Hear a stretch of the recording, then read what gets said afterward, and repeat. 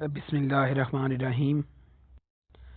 हमने अल्हम्दुलिल्लाह group theory की मुकम्मल सीरीज़ मुकम्मल कर ली थी। वो तकरीबन 6 लेक्चर पर मुश्तमिल थी। तो उसमें तकरीबन हमने सारे थ्योरम्स वगैरह, रिज़ल्ट और उसकी फाइंडिंग वगैरह को डिस्कस किया था। आज हमारा ये सेकंड राउंड है। इसमें हमने रिंग थ्योरी और फील्ड को डिस्कस करना है। ग्रुप थ्योरी क्योंकि हम सेट से बात करें, सेट से हमने क्या था, उसमें एक अलजेब्रिक बाइनरी ऑपरेशन ऐड करते हुए सेट ने कुछ प्रॉपर्टीज़ को सेटिस्फाई किया था, तो वो हमारे पास क्या बन गया था, एक ग्रुप बन गया था। इस ग्रुप को हम जनरलाइज करते रहे, एक्सीड करते रहे, एबिलियन ग्रुप बना। एबिलियन से फिर चलते अब हम आ गए हैं रिंग थ्योरी पे। रिंग बन जाएगी। रिंग में क्या हो जाएगा, अब हमारे पास ग्रुप में हमारे पास सिर्फ एक हमारे पास बाइनरी ऑपरेशन के साथ वो कुछ कंडीशन को सेटिस्फाई करता था।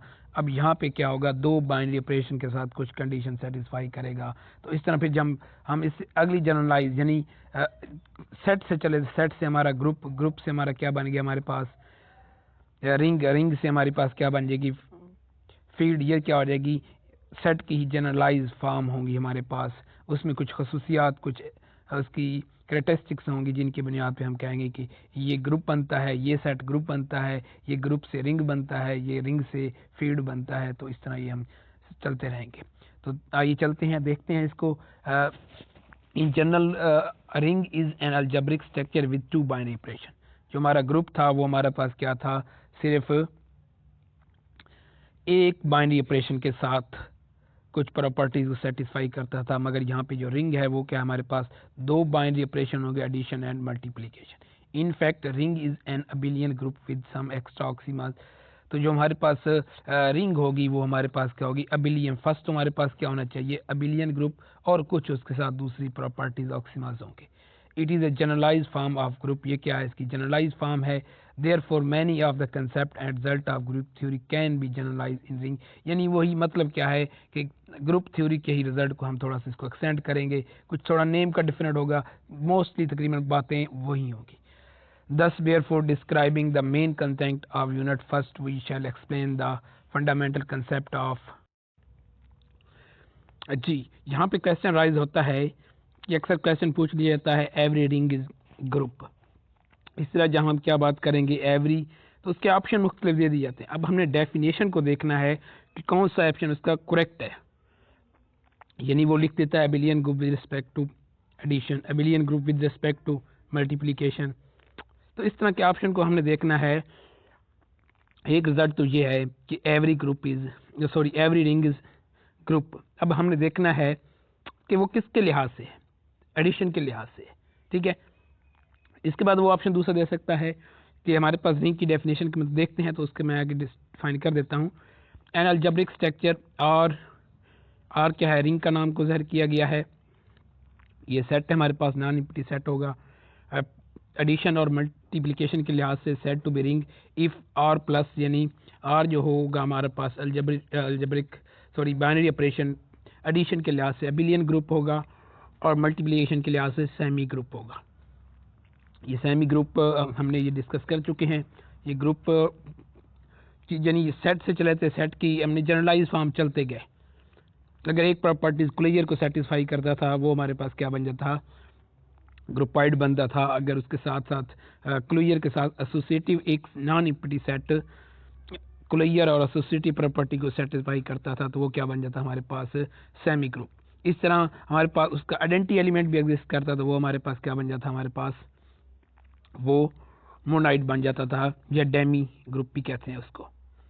तो इसके साथ हमारे पास क्या है, अगर इनवर्स की प्रॉपर्टीज को सेटिस्फाई करे तो वो ग्रुप बन जाता था। The both distributive law are satisfy. इसके बोथ यानी बोथ में क्या आ जाएंगे, लेफ्ट और राइट, इसके क्या हो जाएंगे, डिस्ट्रीब्यूटिव लॉज भी सेटिस्फाई करने चाहिए। मैं यहाँ पे लिख देता हूँ, यहाँ पे A into B plus C is equal to A B plus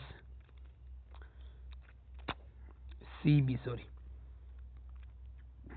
C A C. या इस तरह अगर हमारे पास ये क्या थे, हमारे पास लेफ्ट इस राइट, हमारे पास बी प्लस सी इंटू ए, तो ये हमारे पास बी ए प्लस सी ए। तो ये हमारे पास क्या है, लेफ्ट और राइट, ये क्या लिखा है उसमें, यहाँ पे बोथ डिस्ट्रीब्यूटिव लॉ भी सेटिस्फाई करने चाहिए। आगे हमारे पास है, क्योंकि अब हमने देख लिया है कि जो रिंग है वो एबिलियन ग्रुप है एडिशन के लिहाज, यानी इसका मतलब क्या है कि जो ग्रुप की कंडीशंस होती हैं एबिलियन ग्रुप तक, वो सारी रिंग में ऑलरेडी सेटिस्फाई हो चुकी। अब जो बाकी बचती हैं किसकी, और मल्टीप्लिकेशन के लिहाज से वो क्या है हमारे पास, वो सिर्फ सेमी ग्रुप है इसकी, यानी अगर एबिलियन तक बात करें 3 कंडीशंस बाकी हैं जो रिंग के अंदर शामिल नहीं हुई। अब जो हम बाकी जो रिंग की टाइप्स बनाएंगे वो किसके लिहाज से होंगे, वो उन मल्टीप्लिकेशन के। पहले हम देखते हैं ring with unity. If there exist multiplicative identity in ring then it is called ring with unity. अगर सेमी ग्रुप तो होना ज़रूरी है, सेमी ग्रुप के साथ अगर उसकी आइडेंटिटी भी उस सेट के अंदर एग्जिस्ट करती है तो फिर वो क्या बन जाएगी हमारे पास, आइडेंटिटी विद रिंग। तो फिर यूनिट ऑफ रिंग कहेंगे इसको। Let R be ring with identity then U is called identity if there exist V such that U dot V V, यानी उसको मल्टीप्लाई, ये आपकी देखें आइडेंटिटी की डेफिनेशन अप्लाई की गई यहाँ पे। ये हमारे पास क्या है, आइडेंटिटी की डेफिनेशन, किसी भी एलिमेंट के साथ मल्टीप्लाई करेंगे सॉरी तो हमारे पास 1 आ जाएगा, या इससे इनवर्स वाली कंडीशन एक दो फाइंड करें और वो आइडेंटिटी एलिमेंट हासिल हो। अगर आइडेंटिटी की डेफिनेशन देखें, u डॉट वी हमारे पास क्या आना चाहिए, जिसका u का मालूम कर रहे हैं तो u v आना चाहिए, v आना चाहिए तो u का। इसके हमारे पास है theorem let G N let 0 not equal to G N is 0, sorry यहाँ पे ये थोड़ा सा यहाँ पे 0 डिवाइजर नहीं आना, ये थ्योरम क्योंकि कॉपी पेस्ट किया गया है इस वजह से ये यहाँ पे आना है यूनिट, क्योंकि यूनिट की बात हो रही है तो इसे करेक्ट कर लीजिएगा। ये हमारे पास क्या आना है, यहाँ पे यूनिट आना है। इसको हम जी, तो उसका क्या है थ्योरम हमारे पास, जी एन के लिए हम यूनिट कौन से होंगे, जो उसके जिनका जीसीडी क्या होगा 1 के इक्वल होगा। जिनका जीसीडी क्या होगा, वो एलिमेंट जिनका जीसीडी एन के साथ 1 होगा यानी प्राइम होगा, वो उसके क्या कहलाएंगे, यूनिट। तो unit of G tens are those element which are relatively prime with modulus 10 and all other non zero element are zero. और जो बाकी होंगे, अब यहाँ से हमें पता चलता है कि जिनका जीसीडी 1 होगा वो यूनिट्स होंगे और जिनका नहीं होगा वो क्या होंगे हमारे पास, जीरो डिवाइजर। हम आप जीरो डिवाइजर की डेफिनेशन देखते हैं यहाँ पे, all the above are field but G is not field. G हमारे पास क्या होगी, जब हम फील्ड पे जाएंगे तो ये डिस्कस करेंगे ये फील्ड क्यों नहीं है। आगे देखिए रिंग विद जीरो डिवाइजर, ठीक है। If there exist A B such that A B, यानी बोथ जो नंबर, दो नंबर हम ले रहे हैं वो जीरो के इक्वल नहीं है बट उनका जो मल्टीप्लिकेशन है वो जीरो के बराबर, R is said to be ring with zero divisor and A and B are called zero divisor of. जो दो एलिमेंट हमने जो दो नॉन जीरो एलिमेंट लेंगे वो क्या हो जाएंगे, इसके नॉन जीरो हो जाएंगे, सॉरी जीरो डिवाइजर कहलाएंगे। तो इसके लिए थ्योरम है फाइंड करने के लिए जी एन के जीरो डिवाइजर कौन से होंगे, जिसका जीसीडी 1 के बराबर नहीं है। अब थोड़ा सा हमें फ़र्क रखना है, ज़हन में याद रखना है, अगर जीसीडी 1 के बराबर है, एक एलिमेंट ए लिया है, उसका जीसीडी अगर हमारे पास 1 यानी प्राइम नंबर आ गया है, उनका रिलेटिवली प्राइम है तो फिर वो यूनिट होगा। अगर रिलेटिवली प्राइम नहीं है तो वो हमारे पास क्या होगा, ज़ीरो डिवाइज़र होगा, जैसा ये एग्जांपल दी हुई है। यानी 1 6 के साथ क्या है, प्राइम है, 2 6 के साथ क्या है, रिलेटिवली प्राइम नहीं है, इसका जीसीडी 3 आता है।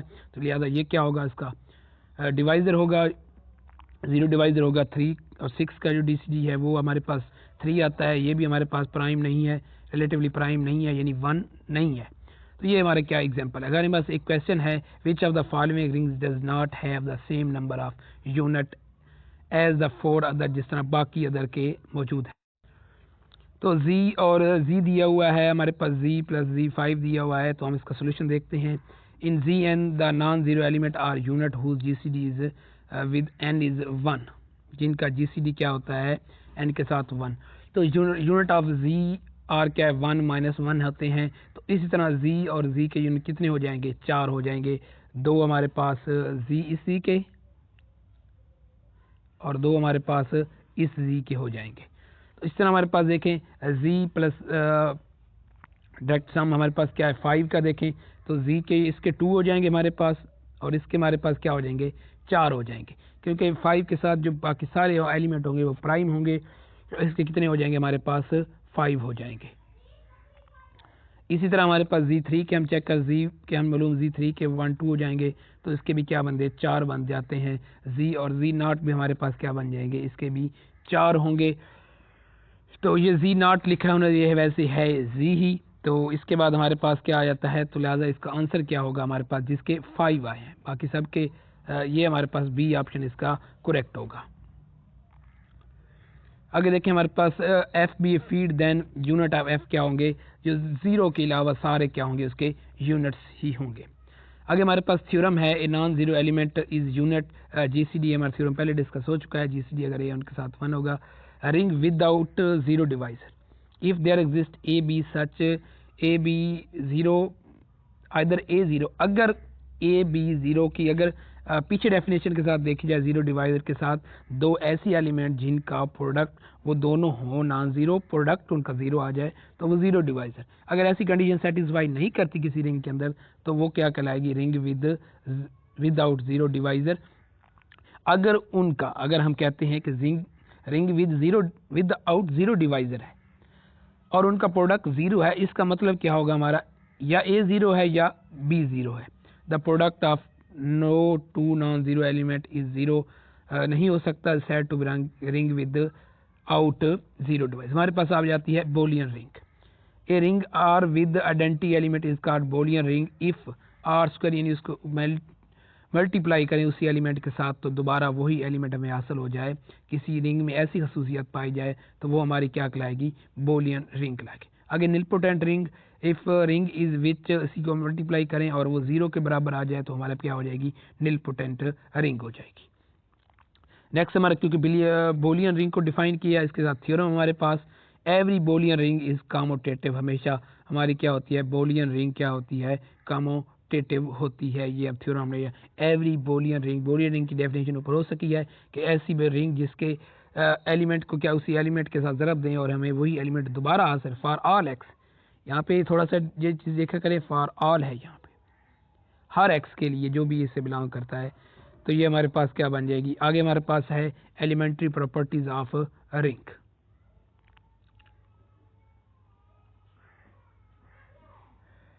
एक को हम जीरो से मल्टीप्लाई करें या लेफ्ट या राइट से वो जीरो के बराबर, इस तरह अगर इनवर्स मल्टीप्लाई से करें तो ये प्रॉपर्टीज आप देख लें, इसको माइनस से प्लस हो जाएगा ए माइनस बी से, ये क्योंकि ये कम्यूटेटिव होने की वजह से ये प्रॉपर्टी भी सेटिस्फाई कर, ये लेफ्ट माइनस के लिहाज से हो जाएगी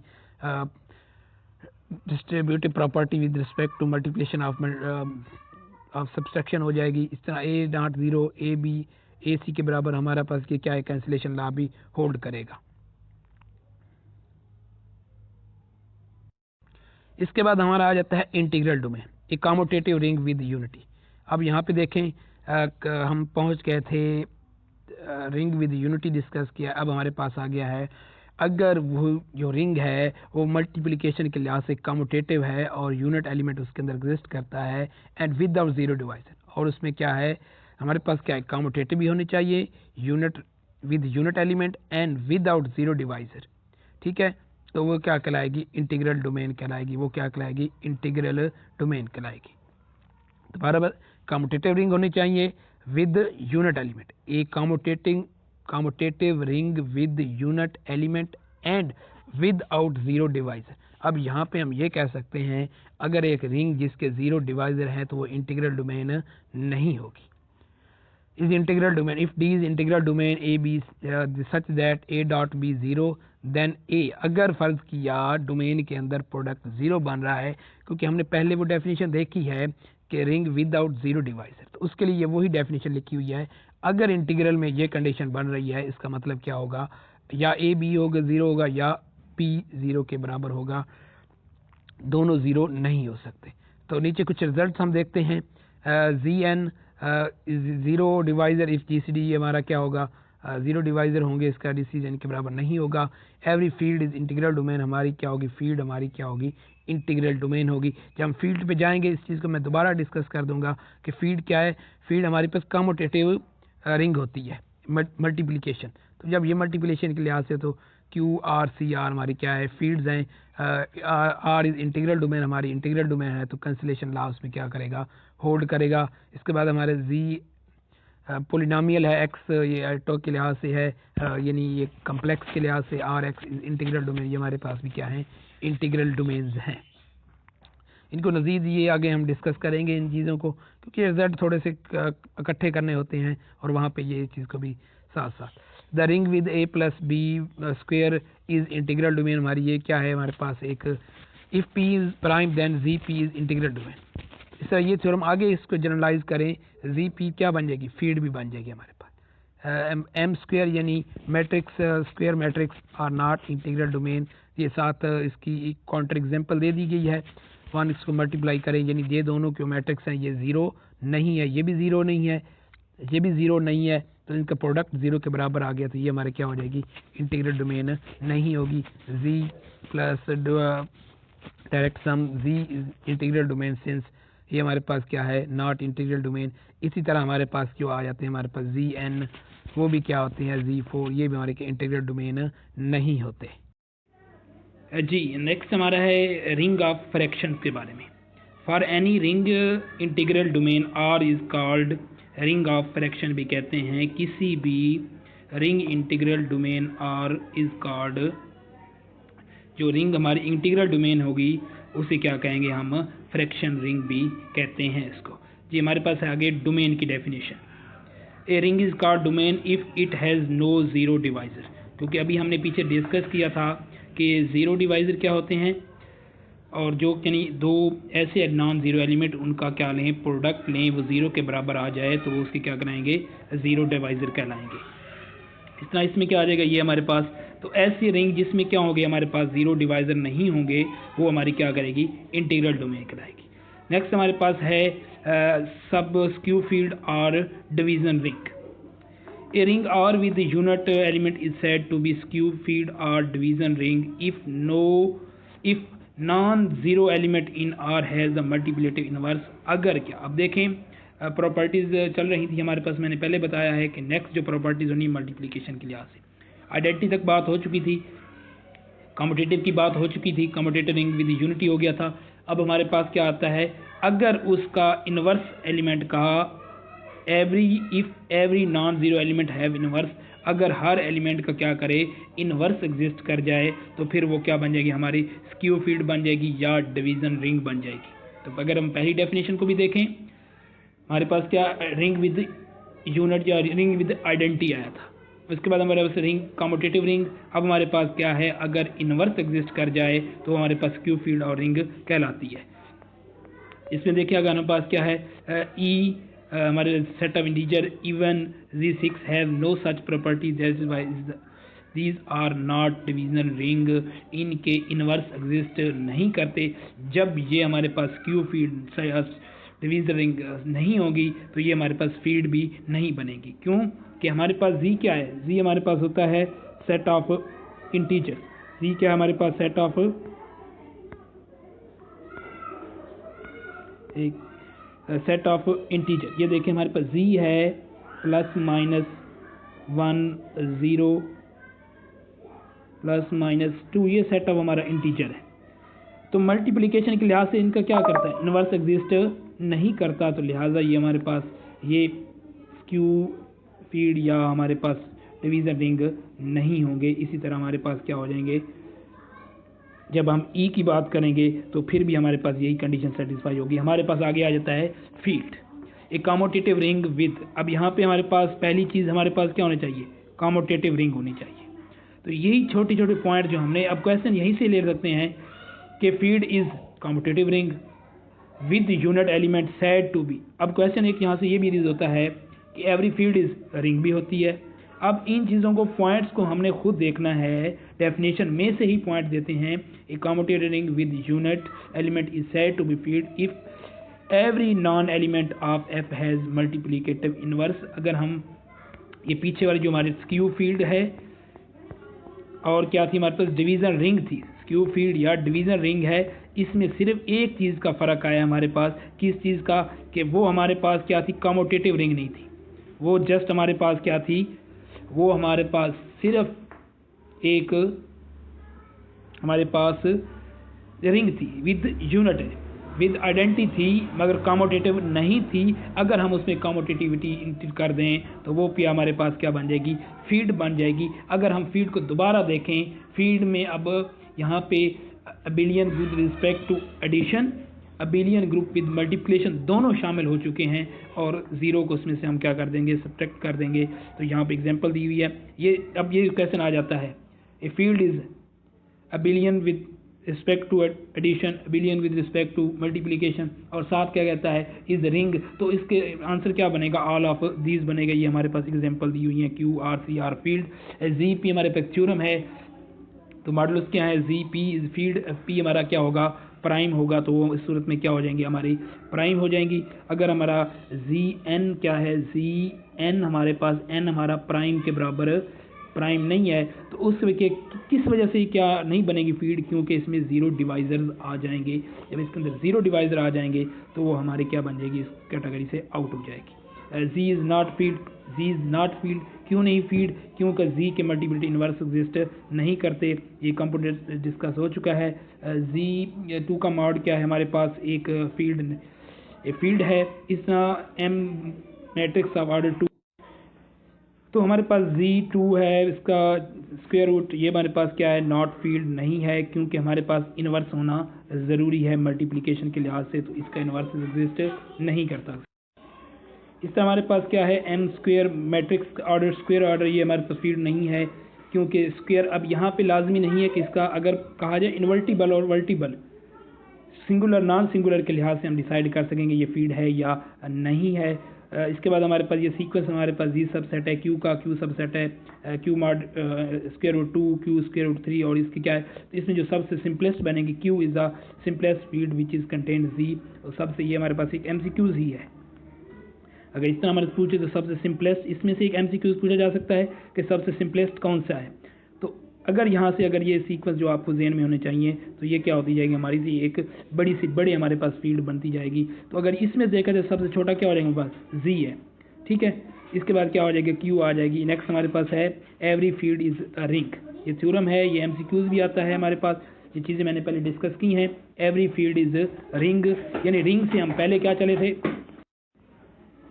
आगे है थ्योरम है हमारे पास, an integral domain D can be embedded into field such that every element of F can be express as a quotient of two element of D के एक्सप्रेस किया जाए। यानी हम क्या कर सकते हैं, इंटीग्रल डोमेन को फील्ड में तब्दील कर सकते हैं जब उसके एलिमेंट को access as a quotient of two element of D के किस टू एलिमेंट का कोशेंट, जब कोशेंट आ जाएंगे तो मल्टीप्लिकेशन यहाँ पे प्रॉपर्टी इन्वर्स एग्जिस्ट कर जाएगा, तो ये हमारे पास थ्योरम क्या हो जाएगा, एग्जिस्ट कर जाएगा।